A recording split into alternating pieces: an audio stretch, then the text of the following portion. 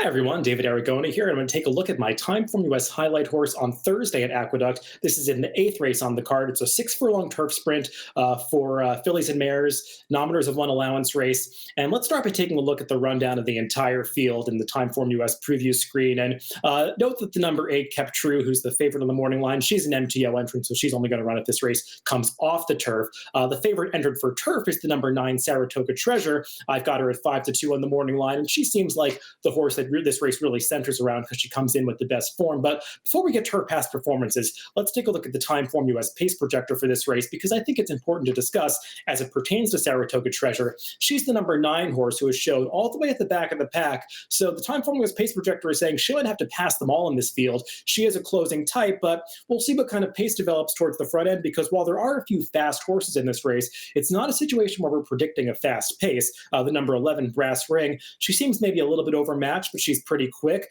The others, they're not necessarily need the lead types, the number 2, Zip Drive, and the number 6, Jen Emily, who figure to be chasing her. So we'll see how hot the pace is up front, and if the number 9, Saratoga Treasure, does get enough pace to run into. Let's move on to look at Saratoga Treasure's PPs. She just comes in with some really solid credentials. Most of her prior races have come against New York bred company, but she's run competitive speed figures, and she did step up against this open company level last time, and she ran really well to be third. She lost that race by less than a length, earned a 104 TimeformUS speed figure, which when you look through the rest of this field, makes her stack up really well against these other horses. She's just a filly who has really taken a step forward since a trainer switch to David Donk all the way back in the spring. All of her turf efforts for this new barn have been really good, and I think she just makes a lot of sense. The question is, can she work out the right trip going the 6 furlong distance at Aqueduct? I'm using her, but at a short price, I want to take a look at some other options. The number 5, O'Malley, strikes me as one that might also take a bit of money in this race. She is seeking her 3rd win in a row. Now, twice in a row for Jason Service is what she's going for, because she won first off the claim for him last time at the starter allowance level. She's moving up in class again here, and I'm just not sure that she's quite fast enough to compete with these horses. I do acknowledge that she might have some upside because she's just a 3-year-old, whereas some of these others are older horses who are more proven commodities. But O'Malley, her last race, it didn't thrill me because the runners that she just barely beat, like Tipple and Dancing with Daffodils, they're not quite at this level. And she also has to turn back to 6 furlongs here, whereas she went the 7 furlongs last time at Belmont Park. For a horse turning back from route distances to sprints, which is what she was doing last time out, that 7 furlongs at Belmont is a little bit kinder to these horses than the 6 furlongs. And I'm just not sure that she's a true turf sprinter. But then again, I don't want to put anything past Jason Service because he's one of the top turf sprint trainers in the nation. My top pick, though, and my highlight horse is the number 2, Zip Drive. Taking a look at her PPs, I just think she makes a lot of sense in this race.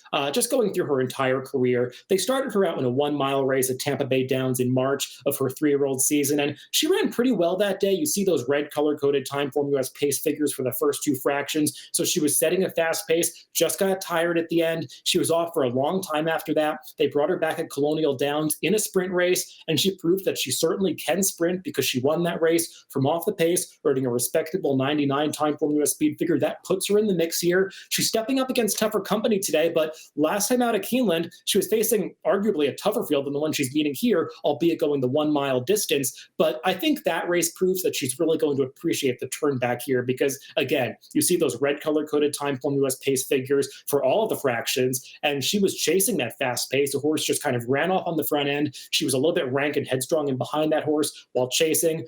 She got the lead in mid-stretch and just sort of succumbed to a late run at the end of the race. But the winner of that race, Tuned, as a horse that was making her first start in this country for Graham Motion, ran very well. Seems like one that may be bound for stakes eventually.